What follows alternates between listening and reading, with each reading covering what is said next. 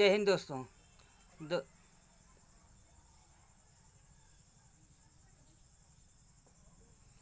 जय हिंद दोस्तों।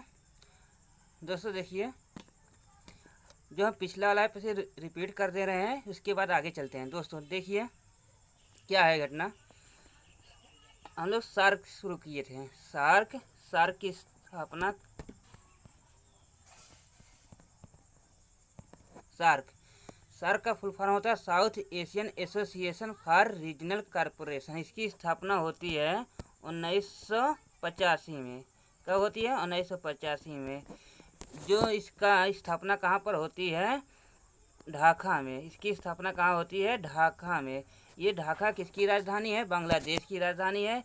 और इसका हेडक्वार्टर कहाँ है? इसका हेडक्वार्टर है काठमांडू में। काठमांडू में इसकी हेडक्वार्टर है दोस्तों।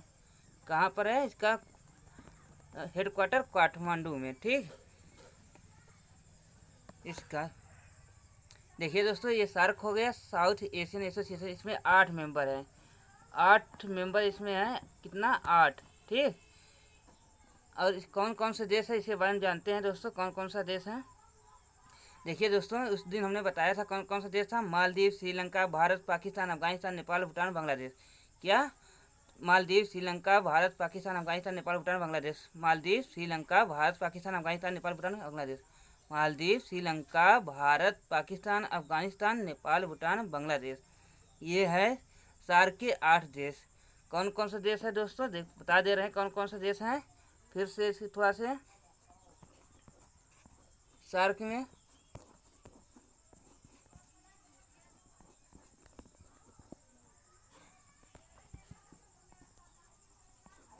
देखिए दोस्तों,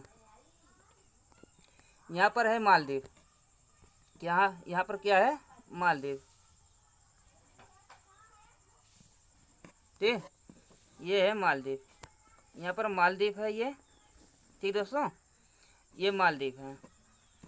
और ये श्रीलंका, ये भारत, ये पाकिस्तान, अफगानिस्तान, नेपाल, भूटान और बांग्लादेश, ये देश हुए। ठीक, ये 8 देश हुए सार्क के। ठीक है दोस्तों, हम लोग पढ़ रहे थे अफगानिस्तान और पाकिस्तान। अब पहले दोस्तों भूटान जो है मालदीव है। मालदीव के बारे में थोड़ा जान लेते हैं पहले। मालदीव की राजधानी माले है। और दोस्तों ये समुद्र जल स्तर से जो इसकी स्थल सीमा है वो 1 से 1.5 मीटर ऊंचा है। और दोस्तों जो समुद्र स्थल जब बढ़ेगा तो मालदीव डूब सकता है दोस्तों, डूब जाएगा। और ये एशिया का सबसे छोटा देश है। ठीक है दोस्तों। और दोस्तों ये टूरिस्ट के लिए फेमस है। यहाँ पर टूरिस्ट बहुत अच्छे आते हैं। यहाँ पर विलास बनाए गए हैं दोस्तों। ठीक। और श्रीलंका देखिए दोस्तों, श्रीलंका के बारे में थोड़ा जान लेते हैं। यहाँ पर है कौन सा बंदरगाह? हम्बनटोटा बंदरगाह दोस्तों। यहाँ पर हम्बनटोटा बंदरगाह। और यहाँ कोलंबो है, इसकी पुरानी राजधानी। श्री जयवर्धने कोटे इसकी राजधानी है वर्तमान में। और यहाँ पर अनुराधापुरम है। और दोस्तों ये जाफना है। और यहीं पर एलिफेंटा दर्रा है, एलिफेंटा दर्रा। ठीक है दोस्तों। और यहाँ से महाबली नदी निकलती है। ठीक, महाबली नदी निकलती है, जो श्रीलंका की सबसे लंबी नदी है। और यहाँ पर पॉइंट पेड्रो है दोस्तों। क्या है? यहाँ पर पॉइंट पेड्रो है। और दोस्तों ये पाक जल डमरू है दोस्तों। क्या है ये? और ये जोड़ता है किसे? मन्नार की खाड़ी और पाक की खाड़ी को जोड़ता है दोस्तों। और यहीं पर जो है आदम सेतु या राम सेतु। ठीक है दोस्तों, आदम ब्रिज या राम सेतु है यहाँ पर। ठीक है दोस्तों। और आगे चलते हैं दोस्तों। और यहीं पर LTT संगठन पाया जाता है। LTT लिबरेशन टाइगर तमिल इलम, इसका हेड प्रभाकरन था। ये मारा गया था भारत द्वारा। ठीक दोस्तों। अब हम पाकिस्तान में चलते हैं। ये है पाकिस्तान दोस्तों।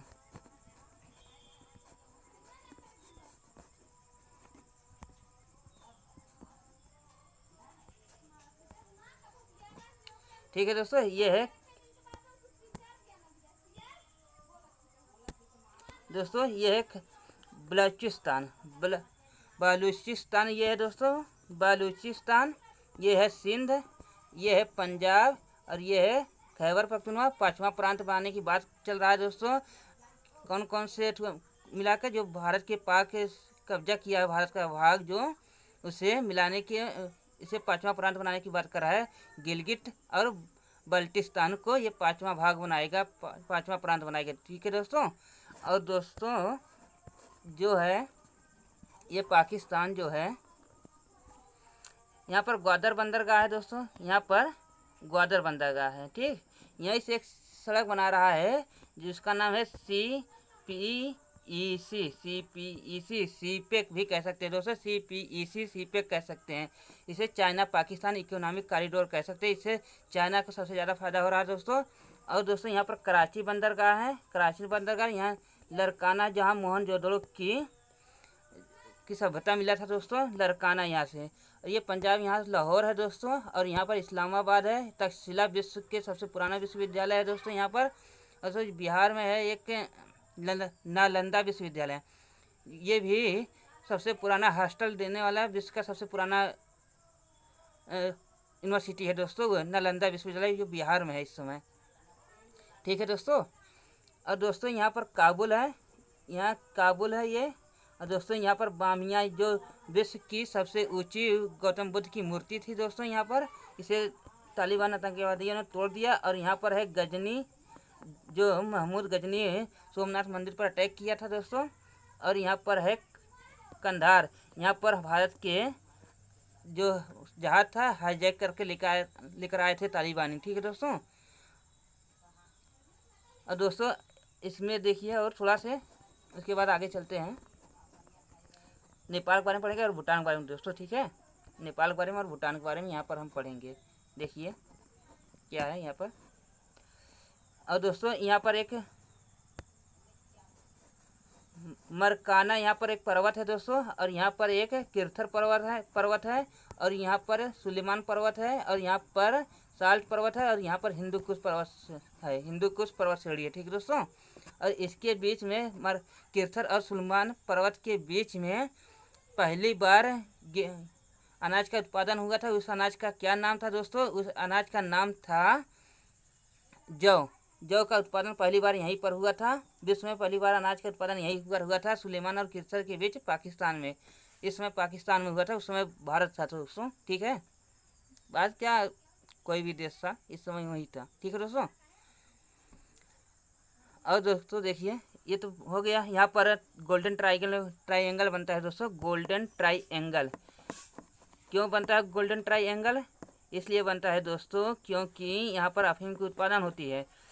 अफगानिस्तान में सबसे ज़्यादा अफीम की उत्पादन होती है दोस्तों।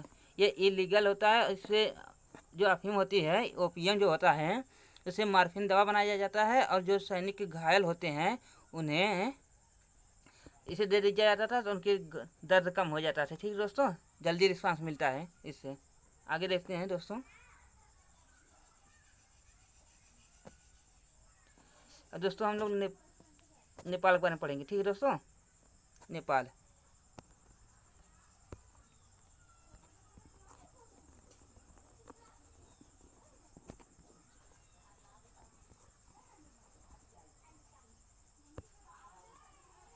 ये है नेपाल दोस्तों। ठीक, ये क्या है? नेपाल। ये क्या है? नेपाल है। ठीक है दोस्तों। नेपाल में यहाँ पर दोस्तों देखिए,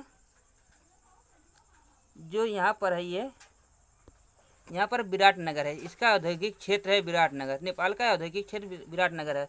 और इसके बगल में पूर्व पश्चिम साइड दोस्तों जनकपुर है, जहाँ पर जहाँ की सीता थी। ठीक है दोस्तों, जनकपुर से। और इसकी राजधानी यहाँ पर बीच में है दोस्तों, बीच में जो इसकी राजधानी है काठमांडू। ठीक है दोस्तों, काठमांडू में सार का हेड क्वार्टर है। ठीक है दोस्तों। और दोस्तों इसके ऊपरी भाग में पूरा नेपाल के ऊपरी भाग में दोस्तों पूरी पर्वत है, ऊंची ऊंची पर्वत। और नीचे थोड़ा ज़्यादा लैंड नहीं है दोस्तों। ठीक है, यहाँ पर लैंड थोड़ा कम भाग है इसका। और दोस्तों ये चीन के जो नेपाल के प्रधानमंत्री थे, पूर्व प्रधानमंत्री दोस्तों, इस समय शेर बहादुर देउवा इस समय प्रधानमंत्री है नेपाल के दोस्तों। ठीक है, शेर बहादुर देउवा इस समय प्रधानमंत्री है नेपाल के। ये दोस्तों थोड़ा भारत के पक्ष में रहते हैं। और दोस्तों यहाँ पर है काला पानी विवाद लिपू लेक, ठीक है दोस्तों, काला पानी विवाद लिपू लेक, ठीक है। इस यहाँ पर ये जो थे ओली साहब ने चुनाव जीतने के लिए कि नेपाल लोगों को कहा कि भारत ने हमारे यहाँ पर कब्जा किया था, ठीक है दोस्तों। इसलिए नेपाल के लोग विरोध प्रदर्शन करने लगे थे भारत के, ठीक है दोस्तों। और जो चीन था, चीन के भरोसे, ठीक है दोस्तों, बल्कि चीन इसके कुछ भागों पर कब्जा कर लिया है। ओली साहब को ये नहीं दिख रहा है, ओली साहब को भारत का जो भाग था यहाँ पर जो लिपू लेक काला पानी है दोस्तों, ये चीन से यहाँ से डायरेक्ट मतलब इसे मार सकता था चीन को भारत। इसलिए भारत ने कहा कि आप भी यूज कर सकते हैं, हम भी यूज कर लें। चीन ने नेपाल ने नहीं मान रहा है दोस्तों, ठीक है दोस्तों, नेपाल नहीं मान रहा है ये बात दोस्तों, ये नहीं मान रहे हैं नेपाल की जो ओली साहब थे नहीं मान रहे थे। तो दोस्तों नेपाल जो है यहाँ पर ऊंची ऊंची पर्वतें कम से कम जानते हैं दोस्तों 8,848 था दोस्तों, ठीक, पॉइंट कुछ है इसे, .86 है क्या दोस्तों इसे, ठीक। तो इसकी ऊंचाई है, माउंट एवरेस्ट कितना है, कम से कम 8 किलोमीटर ऊंची पर्वत है दोस्तों। तो यहाँ पर जो जहाज़ें हैं उनकी यहाँ से जा नहीं सकती, ठीक है दोस्तों। तो इससे भारत से होकर जाती है, भारत नहीं जाने देगा तो इसे मार के गिरा सकता है, ठीक है दोस्तों, भारत इसे मार के गिरा सकता है। और दोस्तों जो नेपाल सामान खरीदता है, ये भारत के यहाँ जो पश्चिम बंगाल है, पश्चिम बंगाल से ही होकर जाता है नेपाल में, सड़क के माध्यम से सामान यहाँ से खरीदेगा, यहाँ से इसी से जाएगा, ठीक है दोस्तों। चाहे इधर से भी खरीदे तो इधर से ही जाएगा, ठीक है, इधर से ले जाएगा, इससे खर्चा ज़्यादा बढ़ेगा, ठीक है दोस्तों। यहाँ से खर्चा ज़्यादा बढ़ेगा और यहाँ से कम बढ़ेगा। भारत से जो पश्चिम बंगाल की बंदरगाह पर उतारता है वहीं से ये अपने देश नेपाल में ले जाता है, ठीक। ये इसे समझ में नहीं आ रहा है नेपाल के लोगों को, और जो ओली साहब थे उन्हें नहीं समझ में आ रहा था। देखिए दोस्तों शेर बहादुर जो दगुआ आए हैं इनका क्या रणनीति होता है, ठीक है दोस्तों। बल्कि शेर बहादुर दगुआ आए तो यहाँ पर चीन का विरोध भी हो रहा है, देखते हैं। इसके बाद दोस्तों यहाँ पर पर्वत है, धौलागिरी पर्वत है। यहाँ पर कौन सा पर्वत है, धौलागिरी अन्नपूर्णा